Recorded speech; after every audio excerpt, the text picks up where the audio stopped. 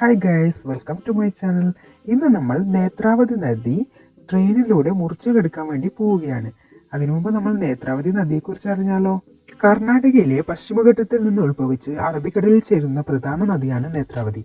103 kilometre ദൈർഘ്യമുള്ള ഈ നദി ദക്ഷിണ കന്നഡ ജില്ലയിലെ ധർമ്മസ്ഥല ഉൾപ്പെടെയുള്ള പ്രദേശങ്ങളിലൂടെ ഒഴുകി മംഗലാപുരത്തിനടുത്ത് കടലിൽ പതിക്കുന്നു.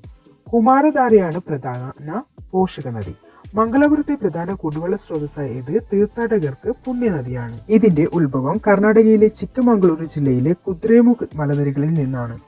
അവസാനം മംഗലാപുരത്തിന് തെക്ക് അറബിക്കടലിൽ ചേരുന്നു. പ്രധാന തീരപ്രദേശങ്ങൾ ധർമ്മസ്ഥല, ബൽത്തങ്ങാടി, ബൻട്വാൾ, മംഗലാപുരം. പോഷക നദികൾ കുമാരധാര, മൃത്യുഞ്ജയ, കപില. പ്രത്യേകതകൾ: മൺസൂൺ കാലത്ത് കരകവിഞ്ഞൊഴുകുന്ന നദിയാണ്. ജൈവ വൈവിധ്യ കലവ ആണ്. കൂടാതെ മംഗലാപുരം ബൻട്വാൾ മേഖലയുടെ ജീവനാഡിയുമാണ്. ബൻട്വാൾ പട്ടണത്തിന് മുമ്പ് ഈ നദി ബൻട്വാൾ നദി എന്നും അറിയപ്പെട്ടിരുന്നു. നേത്രാവതി എക്സ്പ്രസ് ട്രെയിനിന് ഈ നദിയുടെ പേരാണ് നൽകിയിരിക്കുന്നത്.